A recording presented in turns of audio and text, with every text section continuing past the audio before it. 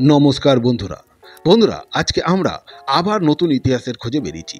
এই যে পিরামিডের মতো উপরে ঘড়িওয়ালা যে চার্চটি দেখছেন সেটি হলো কলকাতার সেন্ট জোনস চার্চ।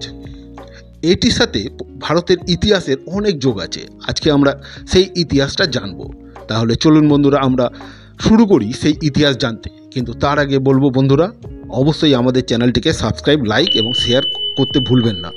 বন্ধুরা, এই চার্চটি 1787 সালে তৈরি করা হয়। তখন এর নাম ছিল অ্যাংলিকান ক্যাথেড্রাল অফ ক্যালকাটা। এই যে জায়গাটা দেখছেন এটি এখন তো চার্চ দেখছেন, এবং এটি এত সুন্দর পরিচর্যা করা হয় যা না এসে দেখলে আপনি ভাবতেই পারবেন না। এটিতে রীতিমতো পরিচর্যা করা হয় এবং এর এন্ট্রি ফি হচ্ছে 10 টাকা। এটির অ্যাড্রেস হলো কলকাতা অফিস পাড়ায়, কিরণ শঙ্কর রায় রোডের উপরে। বন্ধুরা, এখানে আগে ছিল কবরখানা। পরে এই জায়গাটাকে গোলা বারুদ রাখার জন্য ব্যবহার করা হয়। তারপর এই জায়গাটি শোভাবাজারের রাজা নবকৃষ্ণদেব কিনে নেন এবং উনি পরে ইংরেজদেরকে এই জায়গায় চার্চের জন্য ব্যবহার করেন। এর ওপরে আমরা যে ঘড়িটি দেখলাম সেটি মাটি থেকে 174 ফুট উঁচুতে। এই ঘড়িটি এখনও রীতিমতো চলে এবং রীতিমতো দম দিতে হয়। এখন যেটি আমরা দেখছি এটি হচ্ছে বেগম ফ্রান্সিস জোনসের সমাধি। ওনাকে কলকাতার গ্র্যান্ড ওল্ড লেডি বলা হতো। এখানে ল্যাটিন ভাষায় লেখা আছে। ইনি সিরাজদৌল্লার মায়ের খুব কাছের ছিলেন বলে ওনাকে বেগম বলা হতো। এছাড়াও এখানে আছে জব চার্নকের সমাধি এবং আছে ওনার 2 মেয়ে মেরি ও ক্যাথরিন এর সমাধি। এছাড়াও এখানে আরও যাদের যাদের সমাধি আছে তারা হলেন বাংলা এবং বম্বের গভর্নর লর্ড ব্র্যাবন। আছে উইলিয়াম হ্যামিল্টনের সমাধি। এখানে উর্দুতে এবং ল্যাটিনে লেখা আছে, যদিও উর্দু এবং ল্যাটিন কোনোটাই আমার দ্বারা সম্ভব হয়নি, কিন্তু এর ইতিহাসটা আমি জানতাম এবং ওনাদের কাছ থেকে, ওখানে যারা আছেন তাদের কাছ থেকেই শুনেছি বলে আমি আপনাদেরকে জানাতে পারলাম। তবে চলুন আরও যাদের এখানে আছে সমাধি তাদেরটা দেখি। আমার সাথে আমার বন্ধুরাও এসেছেন এর ডিটেলস জানতে। আছে রাজেশ দা, আছে সৌভিক আমার ভাই। তো এছাড়া এখানে আছে সেই বিখ্যাত লেডি ক্যানিংয়ের সমাধি, যার নামে ভীমনাথ লেডি কিনি বানিয়েছিলেন। এটাও একটা ইতিহাস যে ভীমনাথ প্রথম লেডি কিনি বানিয়েছিলেন লেডি ক্যানিংয়ের নামে। সেই লেডি ক্যানিংয়ের সমাধিও এখানে আছেন। এছাড়া এই যে দেখছেন জব চার্নকের সমাধি, জব চার্নকের সমাধি এখানেই আছে। এখানেও ল্যাটিন ভাষায় লেখা আছে। তো শুধু ওই জব চার্নকটাই বুঝতে পেরেছি, আর কোনো কিছু উদ্ধার করতে পারিনি। যে আরও বিস্তারিত কি কি আছে সেগুলো আমার দ্বারা উদ্ধার হয়নি। যদি আপনারা কেউ জেনে থাকেন তাহলে অবশ্যই আমাকে কমেন্ট করে জানাবেন যে কি এর মধ্যে কি কি লেখা আছে, যেহেতু আমার ল্যাটিন আমার দ্বারা সম্ভব নয়। এছাড়া এখানে আরও যাদের সমাধি আছে তাদের এখানে সবার নাম তো একবারে বলা যায় না।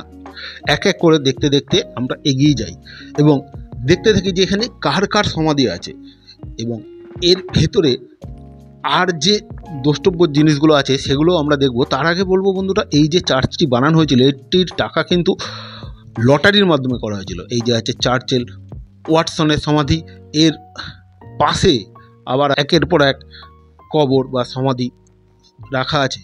তো একটা একটা করে দেখতে দেখতে যাই। এবার আমরা দেখতে পাচ্ছি এলিজাবেথ রিড এর সমাধি। ওনার সমাধি পরে আমরা আরও সমাধি দেখব, কিন্তু তার আগে আরেকটা জিনিস বলবো বন্ধুরা, এখানে একের পর এক সমাধি রাখা আছে। আপনারা না এসে সব বললে আপনাদের হয়তো অনেক কিছু মিস হয়ে যাবে, সেই জন্য সবার তো সব দেখানো সম্ভব নয়। আর যেটা আছে এখানে একসাথে প্রায় 150 জনের একটি সমাধি রাখা আছে। মানে কবর ওনাদের এখানে করা হয়নি, কিন্তু একসাথে প্রায় 150 জনের একটি স্মৃতির উদ্দেশ্যে একটি ফলক এখানে রাখা আছে। সেটিও দেখার মতো। একদিন আসুন। এবার এইসব স্মৃতির যে কবরস্থানগুলো এগুলো বাদ দিয়ে এবার আমরা ঢুকি চার্চের ভেতরে। চার্চের ভেতরেও এখানে একের পর এক দেখার জিনিস আছে। বন্ধুরা, আমরা যখন এসেছিলাম সে সময় ক্রিসমাসের কিছুদিন আগে, মানে প্রি ক্রিসমাস, তখন তার আয়োজন চলছে এবং সেই আয়োজনের যে এখানে কোনো খামতি নেই সেটা আমরা এখানে দেখতেই পাচ্ছি। দেখছেন তো যে কত সুন্দর এবং কত পরিষ্কার রাখা হয় এই চার্চটিকে। মানে কোনো রকমের ময়লা আবর্জনা এখানে তো নেই। এখানে এতটাই নিস্তব্ধ যে মানে আপনি পিন ফেলার আওয়াজও এখানে আপনি পাবেন। আমরা এখানে ধীরে ধীরে যাচ্ছি এগিয়ে সামনে যে, এবং দেখতে থাকছি এবং দেখতে দেখতে মুগ্ধ হয়ে যেতে হবে যে এত সুন্দর যে পুরনো ঐতিহ্য এখনও এখানে বজায় রেখেছে, যে কোনোটাই এখানে মানে পুরনো ঐতিহ্যের কোনো খামতি এখানে নেই।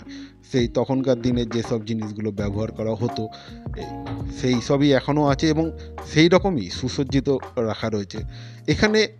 সেই চার্চের যে পুরনো দিনকার যে কাচের যে রং, সেই কাচের রং এখনও রাখা আছে। এই যে এখানে এই স্ট্যান্ড গ্লাসের এইটি এত সুন্দর কারুকার্য যে আপনি, আমার মনে হয় না আপনি অন্য কোনো চার্চে এই উইন্ডোটি দেখেছেন।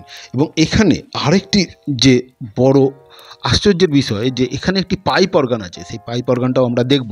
তার আগে এই যে এখানে ওপরে ওটা সিঁড়ি এবং প্রার্থনার জায়গা সব এখানে আছে, এবং এখানে প্রার্থনার দুটো ভাগ আছে। একটা মানে অনেকে মিলে এটা হচ্ছে পিয়ানো, সেই তখনকার দিনকার পিয়ানো। তা আমি অনেক চেষ্টা করেছিলাম খোলার, কিন্তু খুলতে পারিনি। মানে পরে ওনাদের জিজ্ঞাসা করলাম, ওনারা বললো যে যে কেউ এসে তো এখানে বাজায়, সেই জন্য এটাকে যাতে কেউ না ব্যবহার করে নষ্ট করে ফেলে সেই জন্যই এইটাকে ব্যবহার করতে দেয়নি। এই যে পিয়ানো তো কোনো দিন বাজায়নি, এখানে পায়ের কি কাজ সে তো বলতে পারবো না। তো এইবার এখান থেকে বন্ধুরা এই যে আমরা বসে বসে আমাদের দাদারা এখানে আলোচনা করছিলাম যে এখানের কি আছে কি নেই, এবং এর ভেতরে যে এই যে দেখতে পাচ্ছি এই যে সাইডে এটি পাইপ অর্গান, এই পাইপ অর্গানটা এর সবচেয়ে বড় বিশেষত্ব। 1824 সালে এই পাইপ অর্গানটি এখানে বসানো হয়, এবং এখানে সম্পূর্ণ অর্গানটি তৈরি করতে 1500 পাইপ লেগেছে। এই 1500 পাইপ দিয়ে এই অর্গানটি বানানো হয়েছে। এটি বানিয়েছিল ইংল্যান্ডের উইলিয়াম হিল অ্যান্ড সন্স এবং নরম্যান অ্যান্ড বিয়ার্ড লিমিটেড। তবে বন্ধুরা আজকের মতো আমাকে এখানেই বিদায় দিন। আবার দেখা হবে অন্য কোনো জায়গায় অন্য কোনো নতুন ইতিহাস নিয়ে। ভালো থাকবেন। আবার নতুন নতুন ভিডিওতে আমাদের সঙ্গে দেখা হবে।